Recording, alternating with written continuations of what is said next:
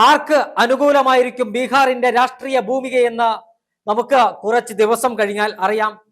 എന്നാൽ ബീഹാറിന്റെ തെരഞ്ഞെടുപ്പ് ഭൂമികയിൽ നിന്ന് വരുന്ന വാർത്ത NDA സംബന്ധിച്ചിടത്തോളം അത്ര ശുഭകരമല്ല. ചിരാഗ് പാസ്വാൻ BJPയുമായി ഇപ്പോഴും തെറ്റി നിൽക്കുകയാണ്. സീറ്റ് വിഭജനം പൂർത്തിയാക്കാൻ കഴിയുന്നില്ല. ജനതാദൾ യുണൈറ്റഡിനെയും നിതീഷ് കുമാറിനെയും സൈഡ് ലൈൻ ചെയ്ത് കേവല ഭൂരിപക്ഷം ഒറ്റയ്ക്ക് നേടാനുള്ള ശ്രമമാണ് BJP നടത്തുന്നത്.